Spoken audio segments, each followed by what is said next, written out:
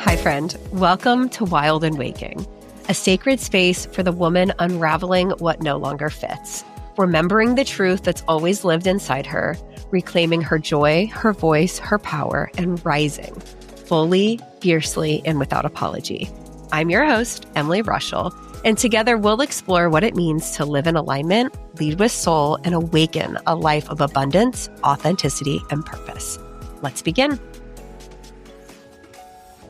Hi, friends. Welcome back to Wild and Waking. Today, oh my gosh, I'm so excited for this conversation. I am joined by Lesley Brock, who I got introduced to months ago. I mean, it was like while I was still pregnant, through our mutual friend, Coach Kaya, who has been on the podcast many times over the years.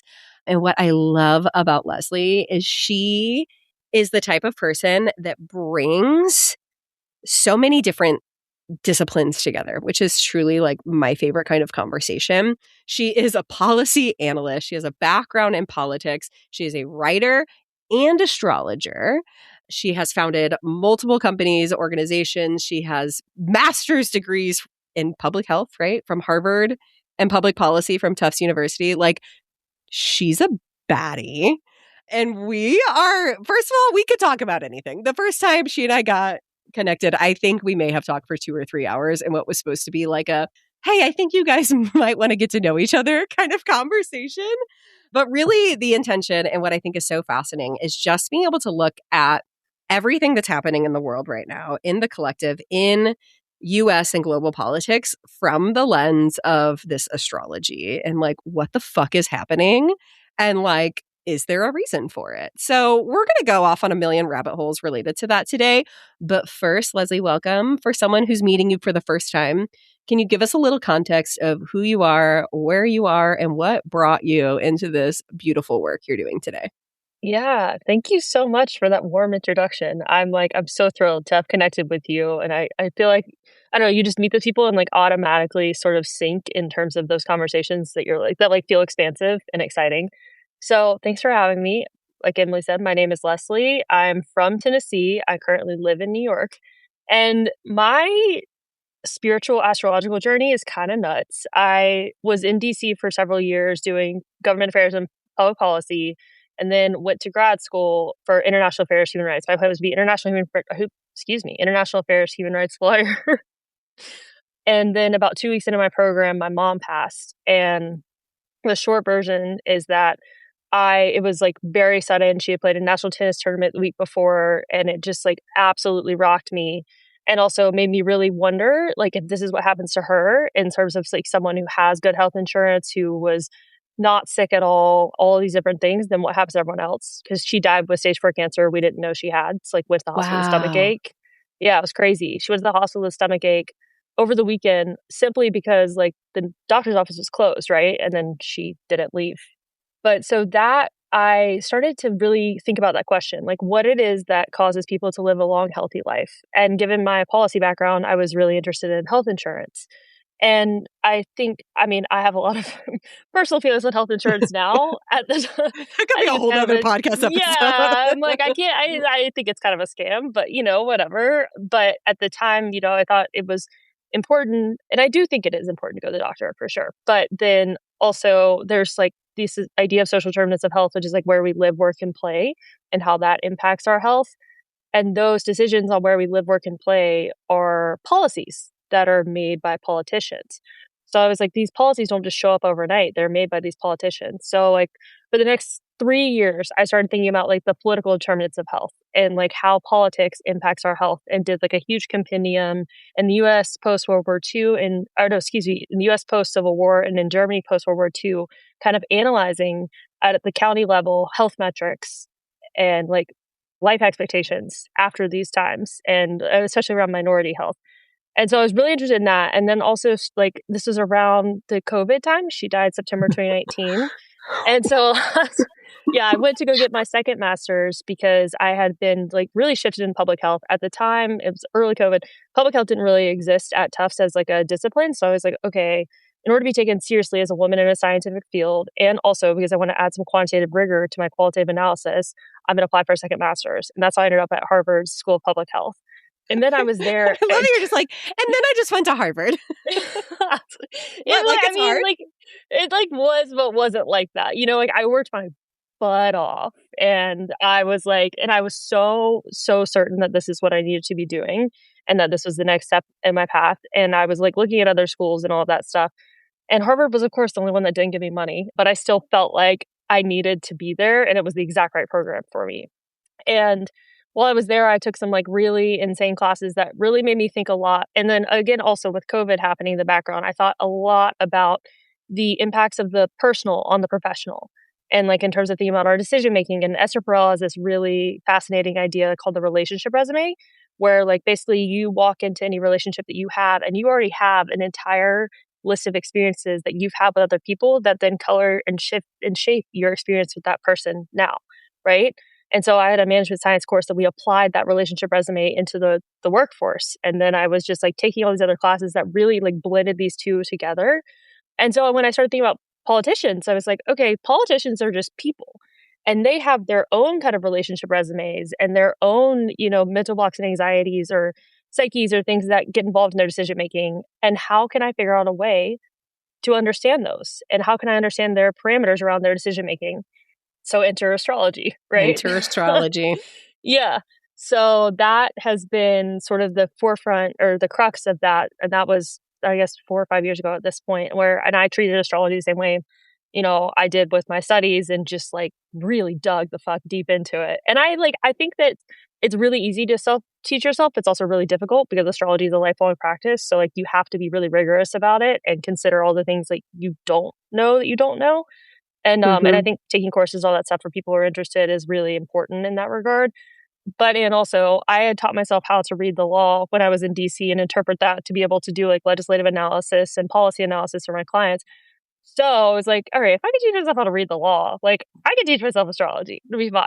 So yeah, so that's where we are. And now I work with politicians, high performing executives, influencers, individuals, and all of these different people, organizations, all these different people to kind of understand the parameters of their decision making and help them navigate that next step in their decision making from a professional standpoint. I mean, it can also be a personal standpoint because again, the personal does impact the professional.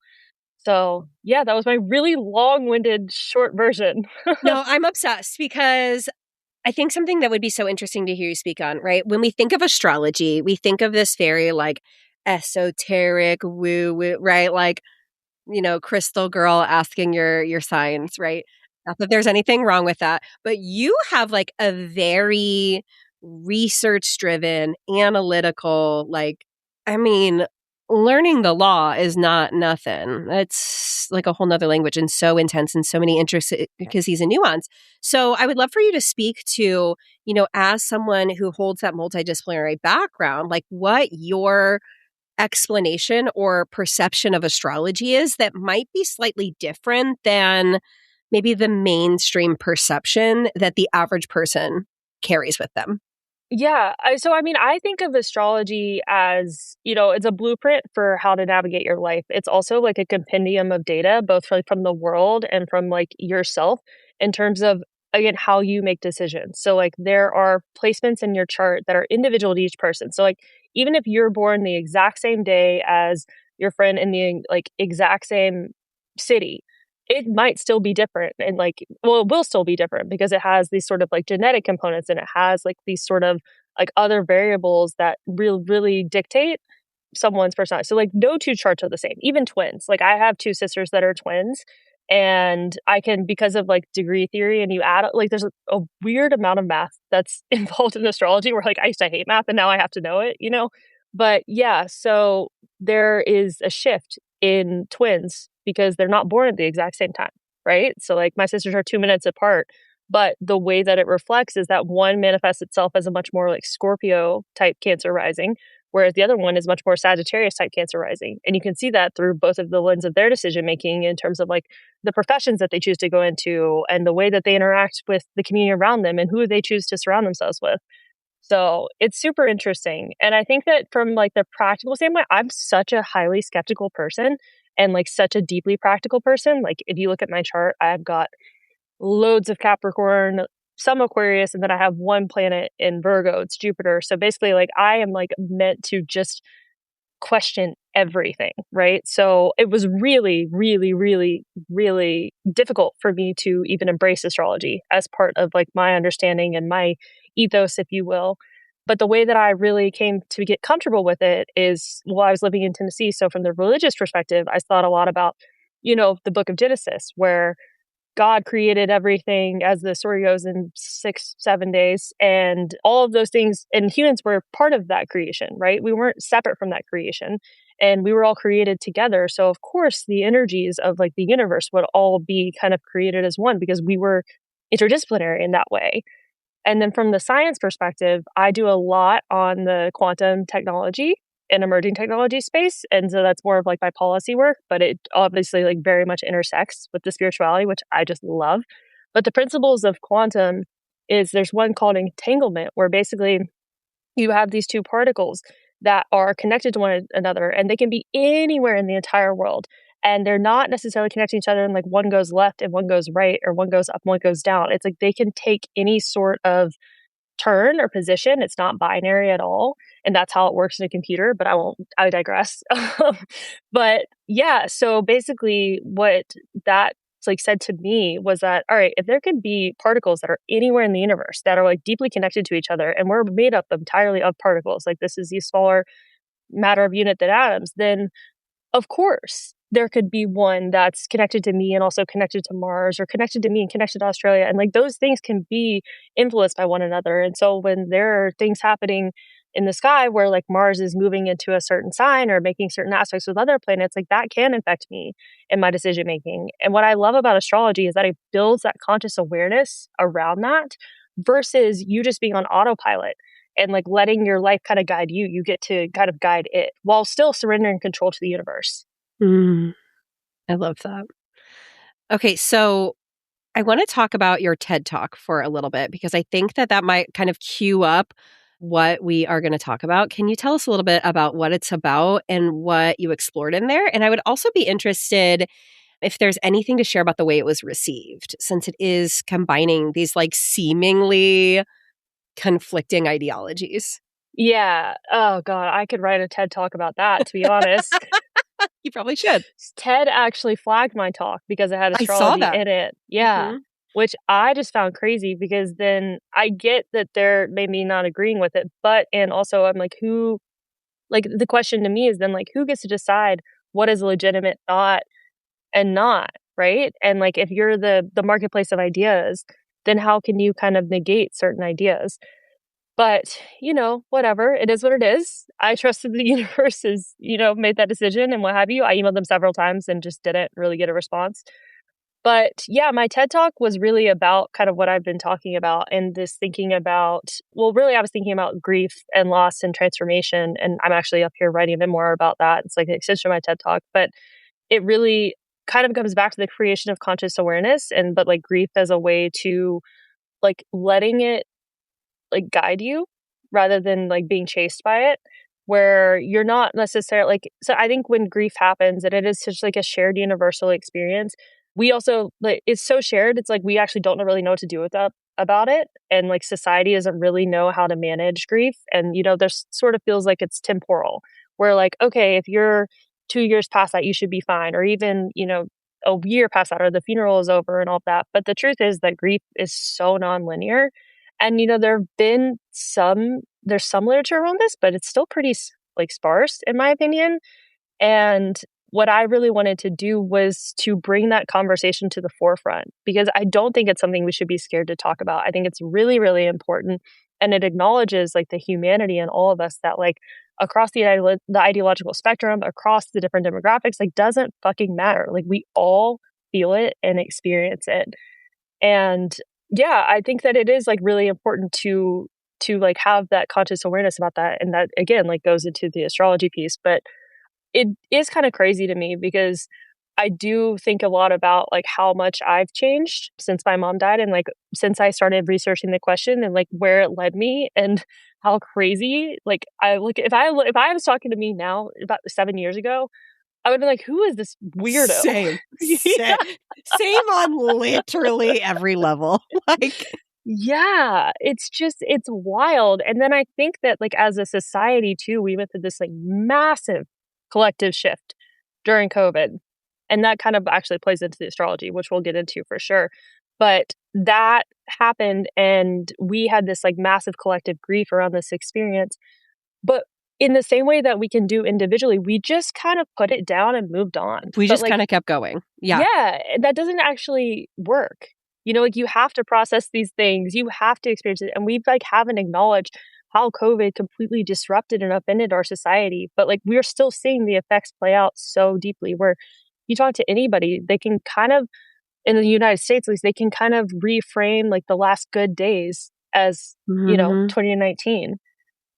So yeah, it's amazing how many people I have interviewed on this podcast whose origin story for what they're doing now happened in COVID times. yeah, for sure. And I think that is somewhat intentional, to be honest. Like, I think that we had to kind of disable and take apart our idea of structure and understand that structure and foundation can be formed out of many different things. And like our identity can be formed out of many different things. And it's not what we were told, which was that, it's based on whether you're married or whether you're working. And like those are the two things. And that's what you hold on to. And if you don't have those, then you don't have anything essentially. It's like our whole, like, I don't know, at least for me growing up in the South, what I was told was that like, I go to school, I get a job, I meet my husband, I have kids. Maybe I go back to that job, maybe I don't. But then like I buy a house and I'm happily ever after kind of thing. And there was no question about like, well, who am I during that process and who do I become? And I have a lot of clients I work with now that are retirees. And it's really interesting because I think that like I was always told the narrative that like you retire and then, you basically like life is great. yeah, and then you just die. And it's like, but it's like you don't do anything after you retire, right? Like that was the prevailing theory. But like a lot of my clients are like, I don't want to not do anything. Like just because I'm not in this sort of structure that I've put myself in, the system I put myself in for so many years, doesn't mean that I don't want to do anything. And so then they have this huge identity crisis of like, well, what do I do next? And then like society has told me I'm too old to like go and pursue this thing and think about this thing. So it's really interesting just to think about like the human experience and like how much, social media for all of its ills and technology for all of its ills have really allowed us to not feel isolated in those feelings and to like destigmatize them and also humanize them. Yeah. And give windows into what different realities look like in a way that was, it's completely unprecedented because I think even of media before social media, books, TV, like there was like a lens of filter in what different experiences and the way that they were given to us. And social media like completely removed that barrier to be able to see the inside, like you said, right, wrong, or indifferent, the insight into what different realities look like on a day-to-day basis. Yeah. You're so right, though. It's like we got like little vignettes of people via books that they would publish after the fact or, like certain like scripted catalogs. Like movies, TV shows, Yeah, even documentaries, exactly. right? Like even things that were meant to show the real life, like I'm thinking of like documentaries we like watch in school, right? There was like an angle or like a filter or like a purpose in the way that we were meant to receive it. And social media has like completely eradicated that. Right. Because we see like the real time process and we see the processing. Okay. So I know that you have a few things written down as far as like what the fuck is happening in the world from an astrological standpoint. And we were talking before we hit record, and I want to say this for listeners is like everything that Lesley has prepared and is sharing is like what is coming forward at this moment in time. And Lesley is, like you and I, a person that exists on the internet who happens to have a skill set that is different than any one of us. And also, as with anything that is shared on this podcast, any podcast, anything that you read, it is coming through our human experiences in this time in what is being channeled and called forward. So by all means, like you may see different information somewhere else, like 3 weeks from now, something else could happen that feels like completely conflicting, right? Like hold all of this with the curiosity and put it through your own personal filter of what makes sense, what resonates, what doesn't. Like, but I am just here to like nerd out and ask a million questions and dig into this. But I want to set the precedent for Lesley that like none of this has to be taken of gospel truth. And she is a very well-educated person, but is also still just a person.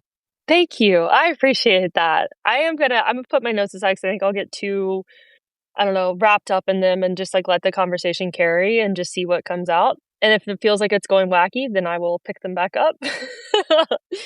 But yeah, I kind of really want to start with, I think broadly what we're all feeling. Like, let me just say one, you're not crazy. Like things have been really declining at this rapid pace, and it's been a slow decline, but it feels like it's happened so quickly because of just the really it's like since the turn of COVID, right? And so there's like an astrological sort of way for that. So just like going back to, and I think if you are aware or privy to any of the astrology information on the internet, you've seen this before. So this isn't like a new take, as it shouldn't be, because astrology is, interpreting the data.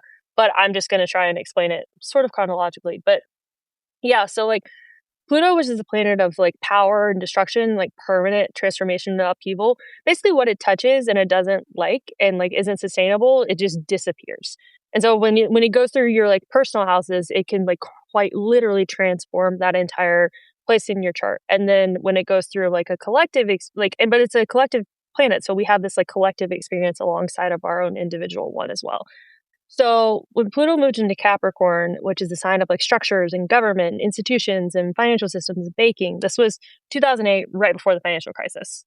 Like literally, you couldn't time it more properly or appropriately. And then like until 2024, it really just like created an absolute chaotic mess of our institutions where everything just that didn't need to exist like crumbled. And if you think about like what we were in 2008 versus where we are now, like of course there was the financial crisis, and then it was the response to the financial crisis where how do you make sure banks are regulated? And then like there was the pushback on that. And then you had figures like demagogue like figures who didn't have the establishment experience come to the forefront, where we have Donald Trump and people like that, but also like a huge backlash to intellect, institutions, leadership, like how we used to measure, like meritocracy, basically. We had like a huge backlash to that, right?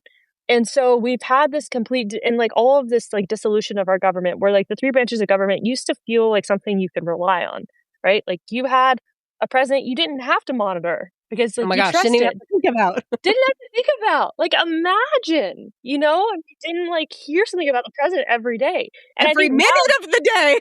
Right. And it's like we've gotten so used to it that now we just like accept it as fact, but that wasn't actually ever the case. And you could, people will align that with social media and access. And sure, maybe some of that's true, but and also like we still had TVs that were still reporting the news and all of that. Like we didn't have to hear all of the time about every single decision that is made. And like the judiciary system, we didn't question judiciary decisions. Like we may not have agreed with them, but we believe that they were made in good faith, right? And the executive branch, like there's like something called the Hatch Act, where like government employees actually can't get involved in like political, like partisan sort of cheering, if you will, right? That's not it doesn't matter anymore. Like these people are inherently partisan, and actually like all of like the structure of government used to be career employees where people would go in an administration and they'd stay for successive administrations until they retired. And now it's like you've had so many people that have just been completely removed from the federal government in favor of these loyalists that will do Trump's bidding. And there's been, there's lots of reports saying that like there are questionnaires about like how loyal you are. And I have, personal knowledge that that's true, right? And so, yeah, so we've had all of that. And then Pluto moves into Aquarius. And the sign of Aquarius is the collective. And it's the people, and that's like the power being there should be like the people can respond, right? And so like when that's happened historically, there have been series of revolutions. Like the Pluto in Aquarius was like the French Revolution and all of these different people. So that's a good thing. But and also the way that I think about Pluto is that you can either seize, SEIZE, or cease, CASE, like cede your power. And like the people that are in power are still part of the collective system too. So I think that the question is like, how willing are we to cede or cease our power to them, and then they'll just seize it, right? And so that's where we are right now, this inflection period where our system has completely destabilized in terms of the way that we understood it. But the people that are in power still benefit from the old system. So they're hanging on to the vestiges like they're hanging on to a rope on the side of a cliff, right? Like they're not going to let go unless we force them to let go. But then there's a question of like with Saturn moving into Aries, which is a sort of Saturn is like a disciplinary planet and a restriction planet. And Aries is a sign of the individual. And it's like, there's a question of, well, there's restrictions on individual rights. And so the question I keep having is like, how many rights are we willing to give away in favor or for the sake of being protected by our government? And the thing about that is that like, that's not really a collective experience as much as an individual one, but it has a collective impact, you know? Right. Yeah. So when I think about like, there's been astrologers I've written about Saturn and Saturn Aries, which Saturn moved into Aries February 13th. Formally. So it moved in for a little bit last year, but it moved in this year for February 13th. It doesn't do great in Aries, but it still has a huge impact on things. And so like astrologers have written about how Saturn in Aries usually represents like gun control response. And so, but that is also an individual right. So you can flip that on the other side and look at something like the Voting Rights Act, which voting is an individual right. So I think we're going to continue to see this sort of restricted of individual rights until Saturn moves out of Aries in like 2027, 2028, maybe 2028. I'd look this up. But so again, this question is like, how willing are we to let everything be taken from us? Because we're still kind of trying to reflect this old institution and like not actually aware or cognizant of the power that we do have as individuals and as a collective. I definitely see that of like, well, there's people in a lot of different camps, first of all. We're going to make some generalizations here. There's like the people who are like, oh, I just want it to go back to the way it was before. And I believe that ship has far sailed. We literally cannot. Like, we actually cannot. Literally. Pluto permanently destroys things. Like, we're not going back. But I think what feels very confusing is like, if not this, then what? And like, how do we get there? And I don't know if there's anything in the astrology about that. Oh, but just... there is. So there's this French astrologer, and you're going to hear, if you're tapped into the astrology content online, you're going to hear about this in the next several weeks, probably over and over and over again. So I'm going to give you kind of the broad analytical context and not dive into really the theory as much, because I think that there's so many bad astrologers out there. I kind of want to keep it, in the good space. But there's this French astrologer. His name's André Barbeau. And he wrote this book called Planetary Cycles. And he was one of the early predictors of the fall of the Berlin Wall. That he said that the Saturn-Neptune conjunction, when it happened in 1989, would indicate a fall of the Soviet Union, and the Berlin Wall fell subsequently, like within the year. He also predicted the global pandemic. So he's been pretty prescient, right? He died in 2019. So unfortunately, we don't know, his response beyond then. But he talked about 2026 as this like major inflection year. And the way that he looked at it was that we were going to have these cycles that we would be like rebuilding our civilization. So like Saturn and Neptune creates this sort of like falling of structure. Saturn and Neptune happened in 1989. Then it doesn't happen for 36 years. Well, it happened in February. And he saw the Saturn-Neptune conjunction as being like with the dissolution of structures, because Saturn is structure, like I said, in discipline. Neptune dissolves. So being in Aries is like it's a literal dissolving of structures. So he saw that as like a good point in period. And then there's this aspect to this transit coming up. The transits are when like the movements in the sky with the planets in the middle of July. And basically when Uranus, which is the planet of kind of like change and shock and upheaval, is 4 degrees in Gemini. Neptune is at 4 degrees in Aries, just as the dissolution, and you can delude or be deluded, or it's also creativity. And, every planet has its highs and lows. And then you have Pluto in Aquarius at 4 degrees. And then you're going to have Jupiter, which is the planet of expansion and one of the greater benefics in the sky, in Leo at 4 degrees at that time. And he saw that as the beginning of a new civilization, was how he framed it. I'm paraphrasing for sure, But yeah, so he saw that as, this beginning of the new civilization. And the new civilization is like based on the sort of index cycles and the synodic cycles, which is when these like planets come together and make these sort of aspects in different ways, began relatively around 2000. So like for the last 26 years, we've sort of been like forming and like breaking down and forming this new civilization that's now in its place of like being able to mature. But the last aspect, so Jupiter and Pluto will be opposite during this, it's called the Barbo basket. So during this basket, they'll be opposite. The last aspect that Jupiter and Pluto made was in a conjunction in early 2020, right before the pandemic. And when you're looking at synodic cycles in astrology, you are looking for planets to make aspects to each other. So there's 5 aspects. I don't want to get like too esoteric, but basically the 5 major aspects are conjunction, square, trine, opposition, and sextile. And so when these happen, and they happen in the cycle, then there's like certain collective experiences that happen.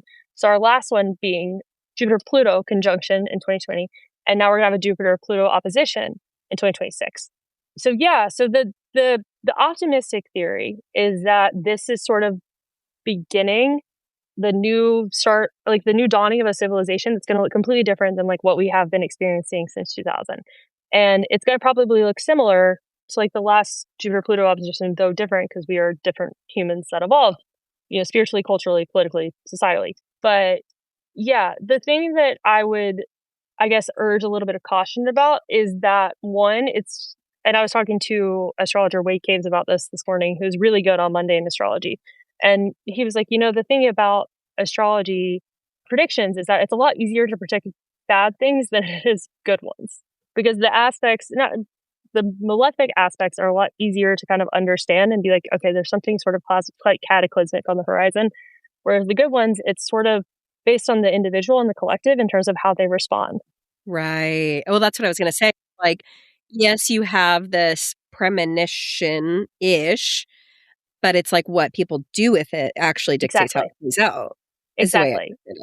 Yes. And so, I mean, then that goes into this whole question of like fate versus free will, which, every astrologer has their own viewpoint on. But I think that the way that I see it in terms of like the aspect itself is that I don't think that things get better overnight. In fact, I think things get a lot worse. But I do think that there's some promise to indicate that these things that we are undergoing and going to continue to undergo are going to bring us out into this other entirely new perspective that we are going to be like, okay, maybe it was worth it. Like maybe it was worth it to have gone through all of this. Yeah. Okay. There's 2 points that I want to make on that. First, it reminds me when I had a reading with Lesley last week or so, and you had talked about some of these things that had happened and were kind of like complimenting the way I was like so intuitively leading my life in alignment with them without knowing it, versus, other readings that you've done where it's like that person might be less introspective and in tune, but like things are kind of imploding around. And so thinking about the collective in the same way of like something's going to happen one way or another, but like how dialed in and receptive you are to following it, that's what makes sense for me. And then the second, I am so in agreement, and I have said this for a few years of like, I know that what we're going through has to happen.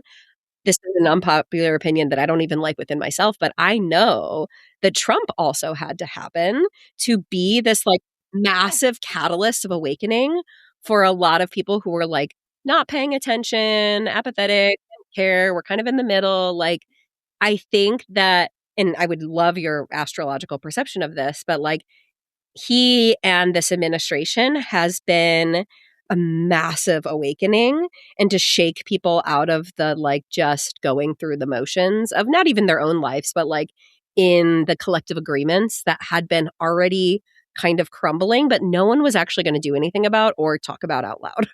Totally. Well, and I think that that's the thing that's so interesting about all of this is that like we're realizing that our government was predicated on gentlemen's agreements. Like absolutely.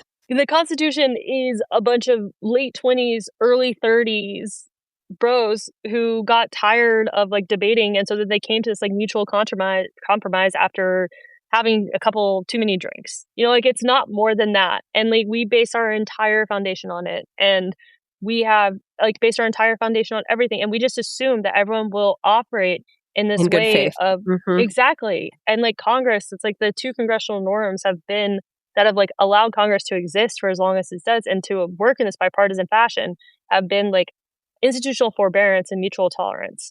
And there's a guy that writes a lot about this, but I think it's How Democracies Die, actually, Steve Levinsky, which is a good book if you haven't read it. And there's Daniel Zablot, I think is the other author.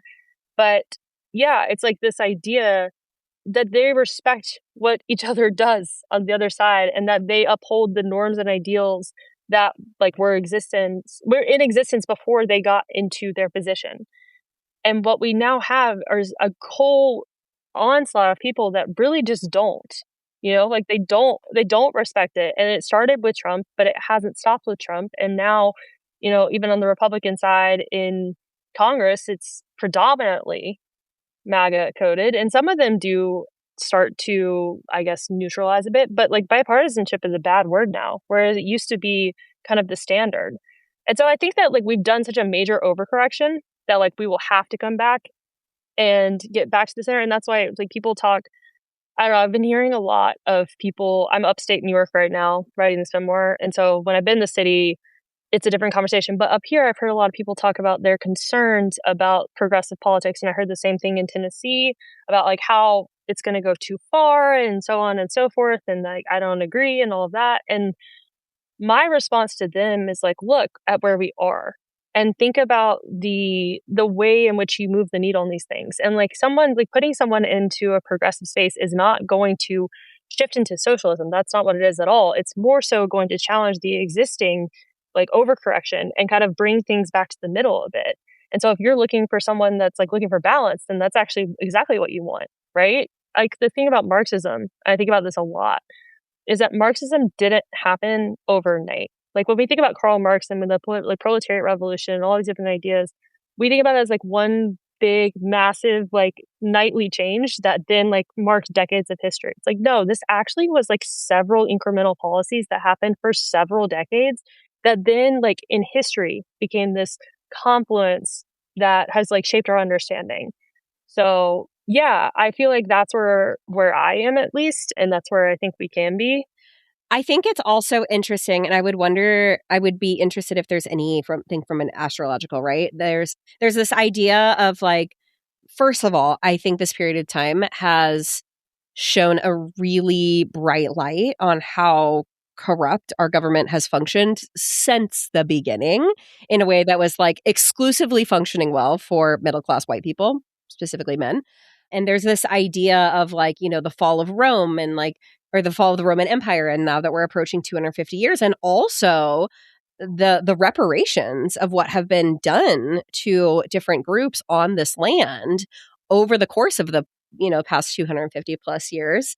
I would be interested, and don't fret if you don't have like the exact things like written down, but just like from your perspective of, with the political background and with kind of this astrological understanding, like, do you see anything written or predicted on what it looks like to come out on the other side of kind of that journey? Yeah, I mean, well, I think that like it's hard not to go back to Pluto, and like the US is in its Pluto return, meaning like its natal Pluto is hitting, or the Pluto in the sky is hitting like its natal Pluto in its birth chart. So like everything that hasn't worked is crumbling. But again, it's like it's this sort of individual versus collective experience.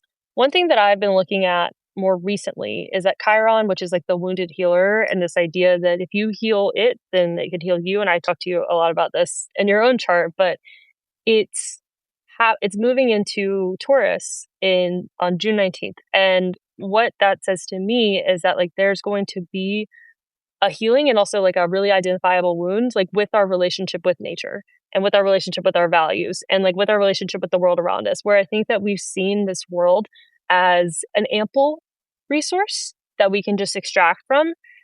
And that's how we treat people, and that's how we treat, the world around us. And I think that will have to shift because it's going to become very, very, very apparent that is no longer really an option. And I think like when Saturn moves into Aries, not Aries, when it moves into Taurus in this 2028 period, that's going to be an indication of just the restrictions on our resources. and how much we have extracted from the land and how this is a finite period. And we actually do need to respond, and we do need to kind of treat those both environmentally and societally and culturally around us as though they aren't resources to extract.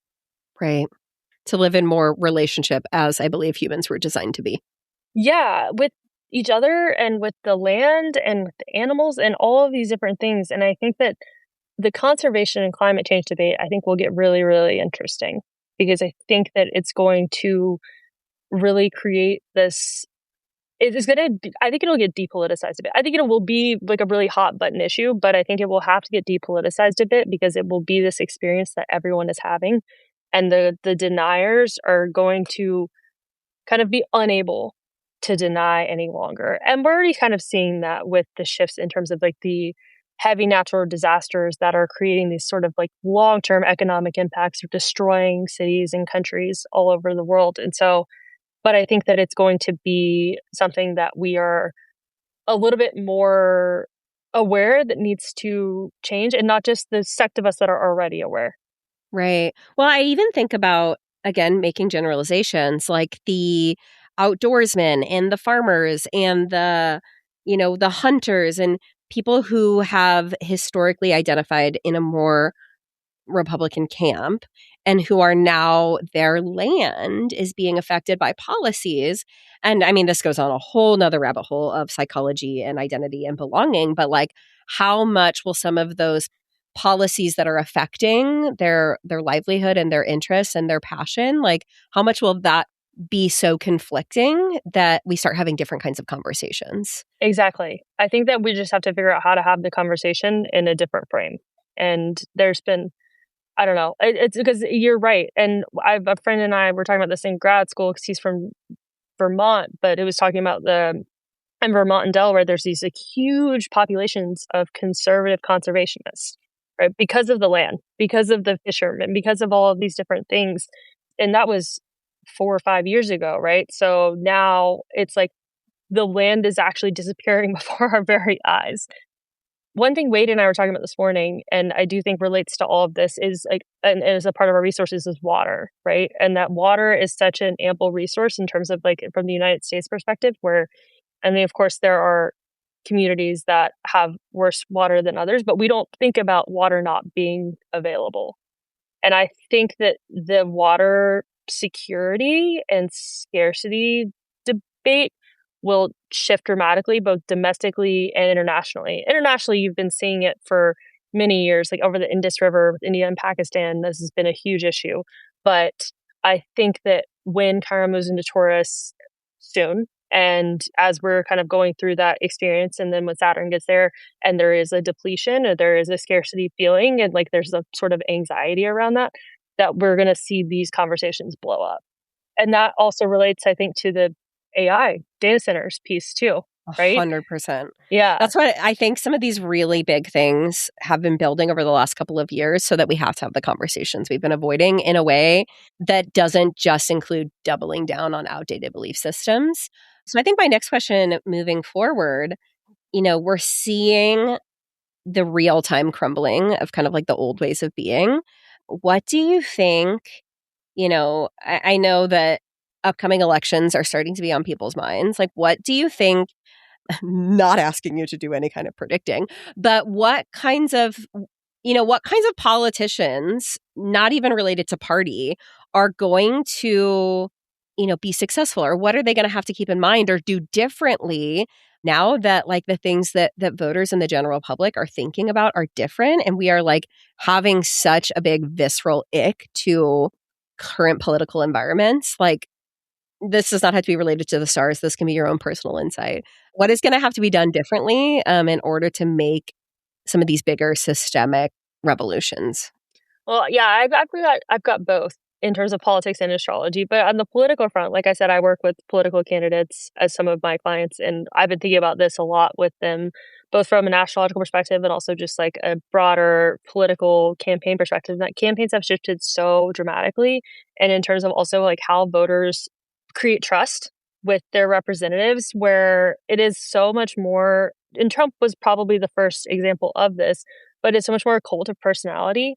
where like it's not even really like the good neighbor theory is something that has existed for a long period of time, which basically said that back in I think it was around LBJ that this started, so maybe in the 60s, but that like the president is someone that you want to have a beer with, right? And so that has like, and that didn't necessarily used to be the case with like all representatives. Like we were pretty much like blindly just signing and going and trusting. And that's just not, it's not a thing anymore, where people are much more hyper aware and also have access to understanding like what is actually going on if they so choose to.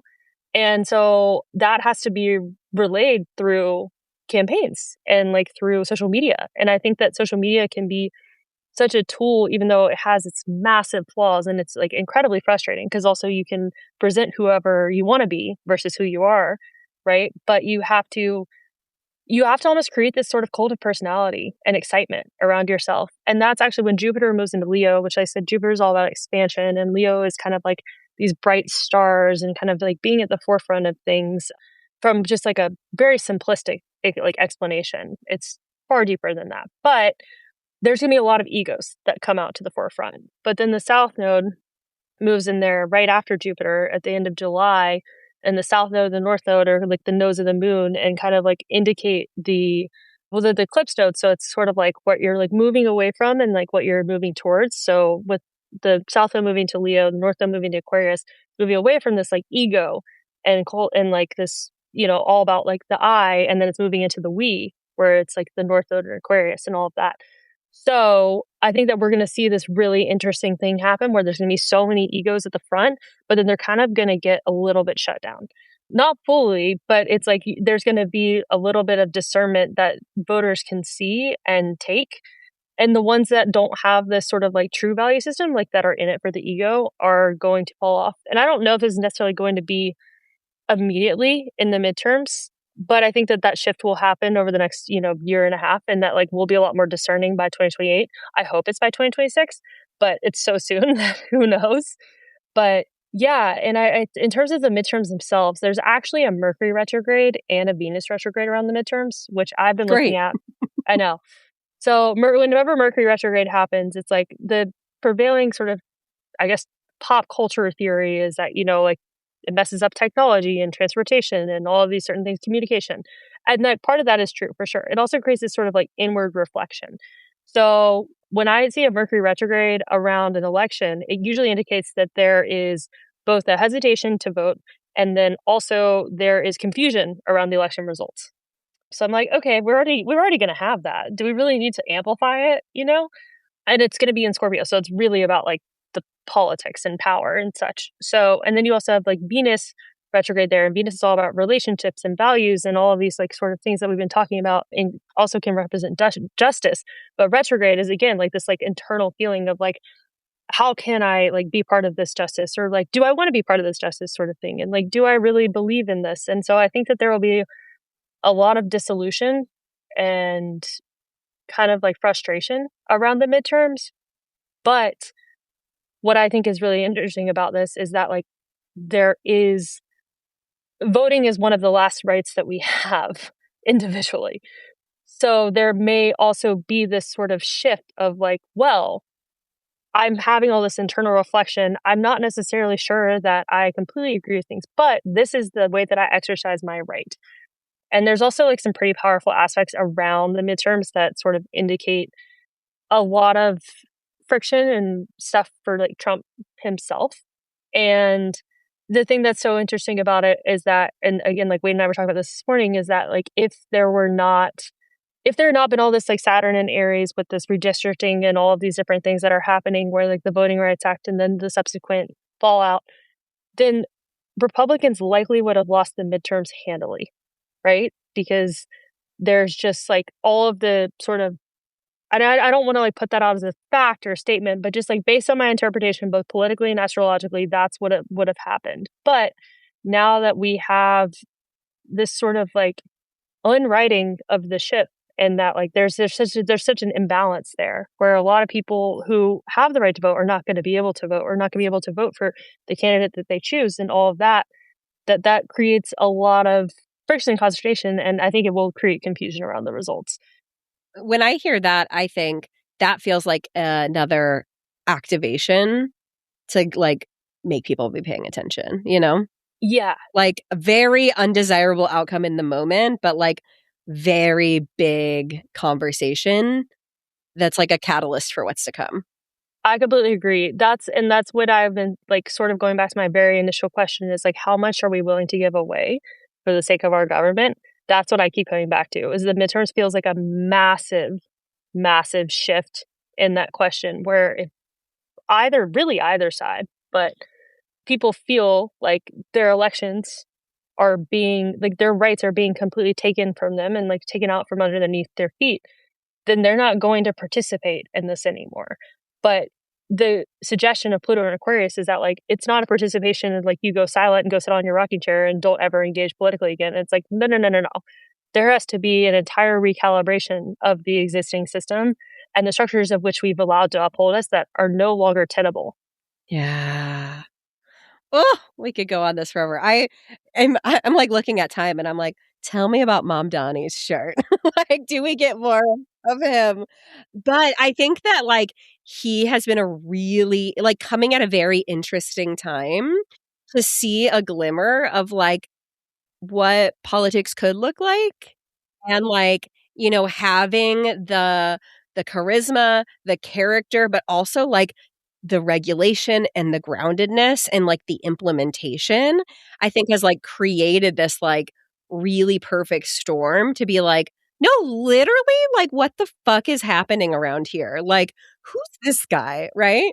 And so I think it'll be interesting what that ripple effect can do over the next, you know, several elections, both on like a very local level and then scaling all the way up. Yeah, totally. I think that it's so funny. I actually I didn't read for him, but I read his chart as like pretending I was reading for him kind of thing. And that was the big thing that popped up is that like he had sort of the Saturn Neptune crossing into Aries in his ninth house of kind of like higher ideas and expansion, all this stuff. So I was like, this is what I said to him, quote unquote. Like, let's be clear, I didn't read for him. But I mean, Mom Donnie, if you're listening, I would love to be your political astrologer. I love that. Also, I have a pretty heavy no boys on the podcast rule, but Mom Donnie, you can come anytime. Yeah, okay, brilliant. We'll make sure he hears this. But yeah, when there was, I started thinking about that he has this ability to be taken seriously as a leader on like even an international stage. So like there have been governors historically that when they don't agree with the president of their party or they feel like there's in a different political or policy mindset, they'll go and do their own kind of negotiations with countries and like in agreements. And I was like, Bandani could definitely be the first mayor to do that, and especially in New York State, right? But I think that what's the other piece about that is the ninth house rules kind of like mentorship and leadership. And like when you have someone that has like a lot of ninth house placements, you tend to see them as sort of like a figure which to follow and desire, or like intention rather than desire. I've been thinking a lot about that. But the like intending in terms of like what you believe in their intentions versus like their wants. But that to me felt like he is creating this sort of like model for what progressivism could look like in a practical way. Because I think my frustration with the Progressive Party for so long is going back to this sort of like Marxism is incremental, is that like these things have to be done incrementally and they have to be done with like thought and implementation and like realistic of the existing context around us. You can't just like put forth an idea and then be like, okay, I'm going to do this and just like believe in me, because then you're going to end up with a lot of jaded and disappointed voters, right? Well, and I truthfully like don't have a lot of enthusiasm and trust in what is happening with the Democratic Party right now. Like, yes, we can say like opposite of MAGA, but there's nothing that anyone's been doing that I'm like, hell yeah, like let's go, brother. Like it's really hard to rally around something that is also not working and that is also not in, like, what are you doing? Like, I love on threads, like anytime. I don't remember what the handle is, but it's like the handle of the party. And it's like pointing something out and everyone's comments is like, what the fuck are you doing about it? Yeah, exactly. Well, that's what's so interesting about the Democratic Party is that like they're a little bit. I've been thinking about this for a few years. Like they're a little bit younger than the Republican Party in terms of the structure and foundation post civil rights. Because it used to be flipped, right, where the Democrats were Republicans, Republicans were Democrats. And my whole theory has been sort of like the Democrats are about 10 years behind the Republicans. So like we saw MAGA come up, we saw kind of this fracturing of the Republican Party, and now we've seen this cohesion come back, and as they're approaching whatever sort of really fringe idea comes out next. But they're pretty cohesive in terms of like MAGA is now the mainstream of the Republican Party. The Democrats are still in this same 2004, 2008 mindset, and they haven't moved past that. But the thing about Pluto and Capricorn and now Pluto and Aquarius is that it forces you to move past that. And that was part of like the 2024 election. When I was reading it, I was like, this is not going to be like bode well for the Democratic Party, because they're so deeply entrenched in who they were versus who they are. And Democrats are supposed to be the party of change, right? And they're so stuck.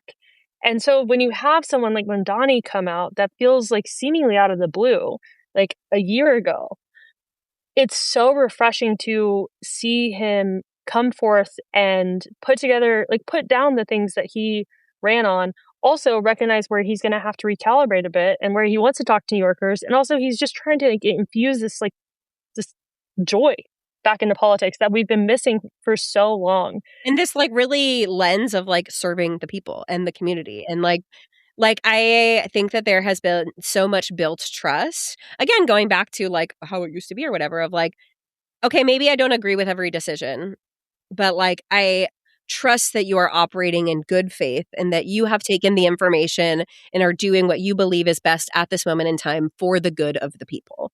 And I think trust is going to be a really huge part of what comes next in rebuilding that, because across the board, no matter how you identify, no matter how you have historically identified, I think trust has been completely shattered.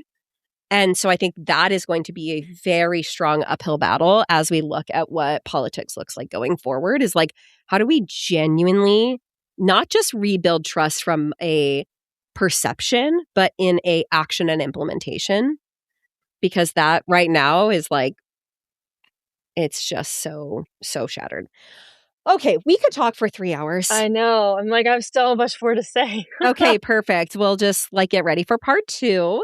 Can't wait to hear what everyone thinks about this. Before we close out, could you tell us a little bit more about what you have to offer right now, how someone can get connected with you? I loved having a reading with you, so tell us more about those. Yeah, what you're doing. Yeah, so I currently offer one-off readings and also 3 and 6 monthly packages for kind of helping you navigate your chart and putting it into like a strategic plan for your life. And so this can be on the professional front, the personal front. It again kind of infuses. And so you can find me at Lesley S. Brock, Lesleys as in Sam, Brock, B-R-O-C-K, on Instagram. And then I have a website, Smartt Strategies, SMARTT strategies.co. I really should have thought about like how annoying these things are before I made them, but it is what it is. And then I also write on Substack and have been writing on Substack about politics since 2019 and have started writing about astrology in the last few years. But that's Smartt Takes, SMARTT Takes. Smartt being my middle name. That's why it has all the Smartt branding.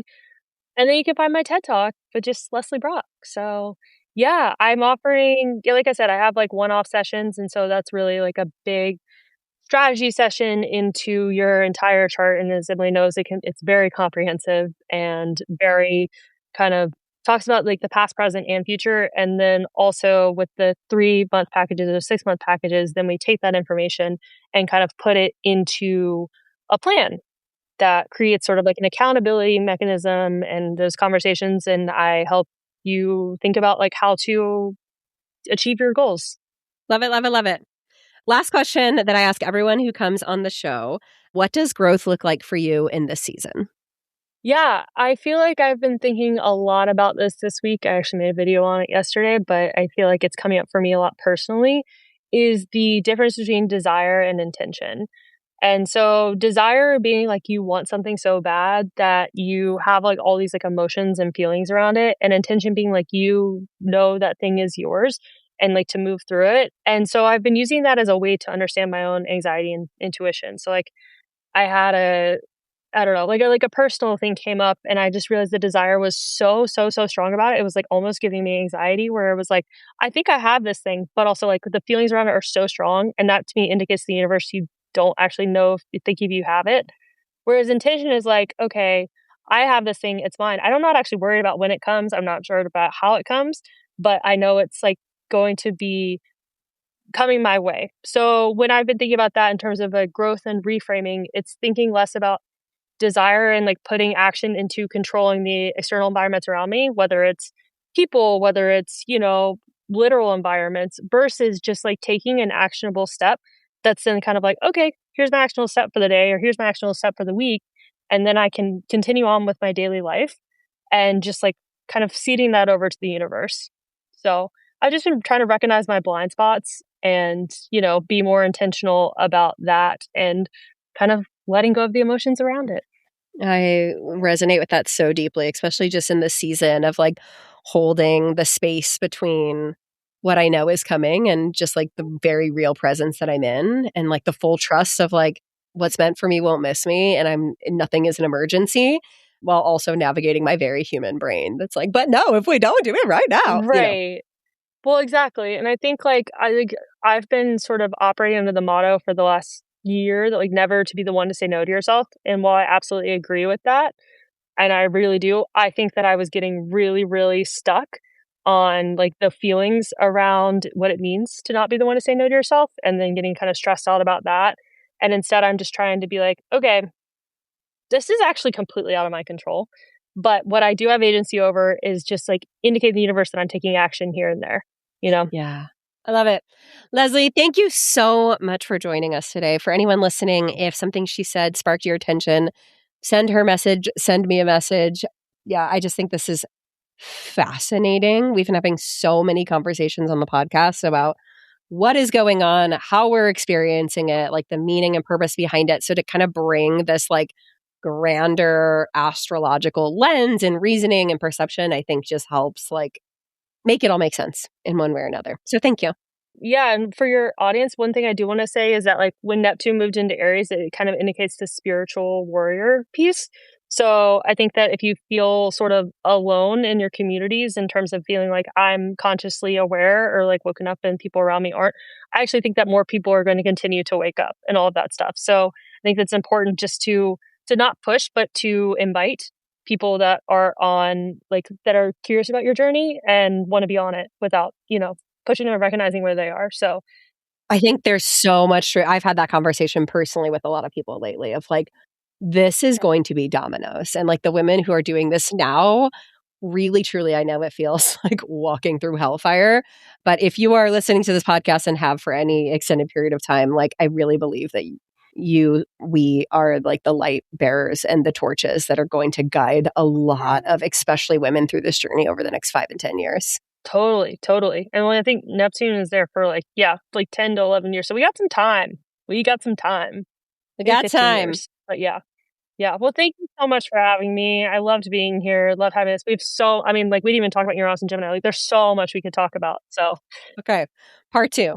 Maybe part 2 coming around the midterms. Yeah. Ooh, that sounds fun. We'll see. Okay. Talk to you soon. Thanks, Lesley. Hey friend, I hope this conversation sparked something real in you. Something that feels like truth, curiosity, or the courage to keep becoming.